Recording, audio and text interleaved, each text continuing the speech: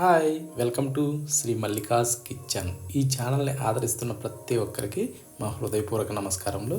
ఇవాళ చికెన్తోని సూపర్గా చేశాను, చాలా బాగుంటుంది.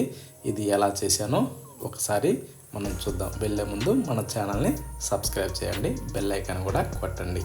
ముందుగా చికెన్ ఏంటంటే నేను స్కిన్తో తీసుకున్నాను. మీకు స్కిన్ లేకుండా కావాలంటే అలా కూడా తీసుకోవచ్చు. కాకపోతే ఏంటంటే స్కిన్తో బాగుంటుందని అందుకని అలా తీసుకున్నాను. ఓకేనా. ఇప్పుడు ఏంటంటే దీంట్లో ఒక 3 స్పూన్లు స్పైసీ తగ్గట్టుగా నేను కారం తీసుకునేసి, సగం స్పూను పసుపు తీసుకున్నాను, 1 స్పూను సాల్ట్ కూడా వేసాను. వేసాక అల్లం వెల్లుల్లి పేస్టు 1 స్పూను వేసాను. వేసిన తర్వాత కొద్దిగా నూనె అంటే 1 స్పూను అంతా. ఓకేనా. ఇప్పుడు దీన్ని మనం బాగా మిక్స్ చేసుకోవాలి. ప్రతి ముక్కకు కూడా పట్టే విధంగా మనం మిక్స్ చేసుకోవాలి. అల్లం వెల్లుల్లి పేస్ట్ కానీ, కారమే కానీ, పసుపు కానీ అన్నీ ప్రతి ఒక్కటి కూడా బాగా కలవాలి. ఇప్పుడు మనం ఎంత బాగా కలుపుతామో ఈ కూర అంత మంచి రుచి వస్తుంది. ఓకేనా. ఇప్పుడు దీన్ని ఒక అరగంట సేపు ఊరనివ్వాలి, పక్కన పెట్టేసుకుందాం. ఇప్పుడు స్టవ్ ఆన్ చేసి ఒక ఫ్యాన్ పెట్టుకుందాం. మనం ఫ్యాన్ పెట్టిన తర్వాత దాన్ని కాస్త వేడెక్కనిచ్చి 1 స్పూన్ ధనియాలు, కొంచెం ఎక్కువైనా పర్లేదు, 1 స్పూను మిరియాలు, 1 స్పూన్ మందం ఎండి కొబ్బరి సన్నగా ముక్కలు చేసేసుకునేసి, స్టార్ అనాస, చెక్క కొద్దిగా సరిపోతుంది, 3 లవంగాలు, 1 యాలుక ఇవి వేసి ఏంటంటే వీటిని బాగా మనం రోస్ట్ చేసుకోవాలి. ఇవేంటంటే మాడకుండా చూసుకోండి. మీడియం ఫ్లేమ్లో ఉంటే చాలా మంచిది, హై ఫ్లేమ్లో పెడితే ఇవి తొందరగా మాడతాయి. చూడండి, ఈ టైప్లో వచ్చిన తర్వాత తీసి మనం ఒక ప్లేట్లో వేసుకునేసి వీటిని కాస్త చల్లారనివ్వాలి. మళ్ళీ అదే ఫ్యాన్ పెట్టుకునేసి ఇప్పుడు కొద్దిగా నూనె వేసుకుందాం. అంటే 1 గంటి మందం సరిపోతుంది. వేసిన తర్వాత దాన్ని కాస్త వేడెక్కనిచ్చి ఎర్రగడ్డ ముక్కల్ని కొంచెం పెద్దగా తరుక్కున్నా ఏం పర్వాలేదు, వీటిని కాస్త అలా మనం వేగనివ్వాలి.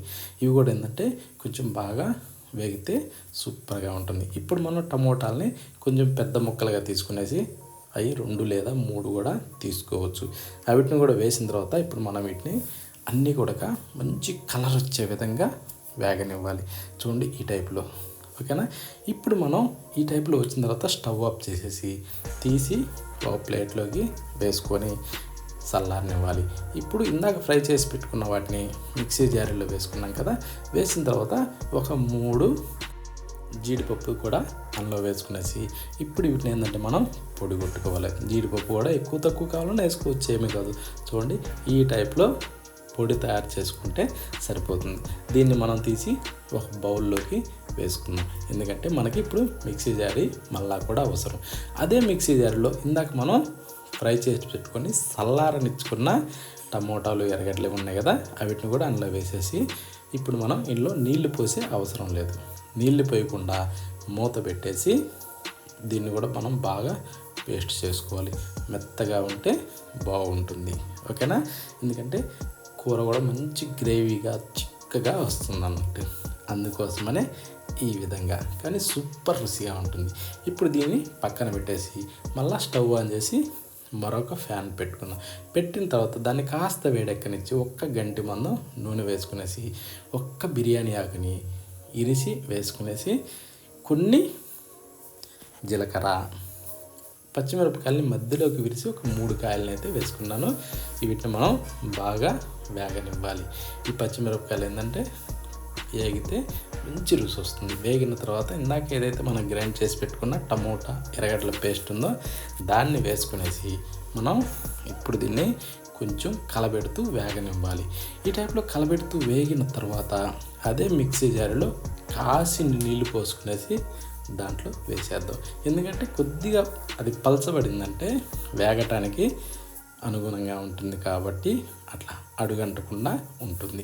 ఇప్పుడు దీన్ని ఒక 3 నుంచి 4 నిమిషాల సేపు మీడియం ఫ్లేమ్లో పెట్టుకునేసి బాగా ఉడకనివ్వాలి, తుక అనేదాకా. ఈ టైప్లో ఉడికిన తర్వాత ఇందాక ఏదైతే మనం ఊరబెట్టుకున్నామో చికెను దాన్ని తీసి అందులో వేసుకుందాం. చూడండి, ఇప్పుడు ఏంటంటే ఈ టైప్లో ఊరాల, అందుకని కంపల్సరీ ఒక అరగంట సేపు అయితే మనం టైం ఇవ్వబడుతుంది చికెన్కి. ఓకేనా. ఇప్పుడు దీంట్లో వేసిన తర్వాత మనం బాగా అన్ని ముక్కలకి ఈ గుజ్జంతా కలిసే విధంగా కలుపుకోవాలి. కలిపిన తర్వాత ఇప్పుడు మూత పెట్టి దీన్ని బాగా డమ్ అనగనివ్వాలి. చూడండి, ఈ విధంగా డమ్ అణిగితే ఏంటంటే అందులో ఉన్న నీరు మొత్తం చికెన్లో ఉన్న కొవ్వు పదార్థం అంతా కరిగి బయటకు వస్తుంది. ఈ టైప్లో బాగా ఉడుకుతుంది. ఈ టైప్లో ఉడికిన తర్వాత ఇప్పుడు ఇందాక మనం ఏదైతే గ్రైండ్ చేసి పెట్టుకున్న పొడి ఉన్నదో ఆ పొడిని మీదికించి చల్లుకునేసి కాస్త అలా కలబెట్టుకోవాలి. ఈ విధంగా తిరగేసిన తర్వాత మళ్ళీ మనం మూత పెట్టి ఇంకాస్తసేపు దమ్ అనగనివ్వాలి. ఇప్పుడు ఆ మసాలా పొడి ఏదైతే ఉందో అది మొత్తం కూడా ముక్కలకి పడుతుంది. పట్టిన తర్వాత ఇందాక ఊరబెట్టుకున్న బౌల్ ఉంది కదా, దాంట్లో కాసిన నీళ్ళు పోసి దాంట్లో వేసి కలబెడుతూ కాసేపు అలా మగ్గనివ్వాలి. కాసేపు అలా మగ్గుతూ ఉడికిన తర్వాత ఇప్పుడు మనం 1 గ్లాసు నుంచి 1.5 గ్లాసు మందం మనకి ఎంత అవసరమో అన్ని నీళ్ళు అందులో పోసుకునేసి ఉప్పు చూసి తగినంత వేసుకుందాం. వేసిన తర్వాత దీన్ని బాగా కలబెట్టాలి. ఒక్క చోట ఉప్పు ఉండకుండా ఈ విధంగా కలబెడితే ఏంటంటే మొత్తానికి కలుస్తుంది. ఇప్పుడు మూత పెట్టి ఒక 6 నుంచి 8 నిమిషాల సేపు పులుసు ఇనికేదాకా ఉడకనివ్వాలి.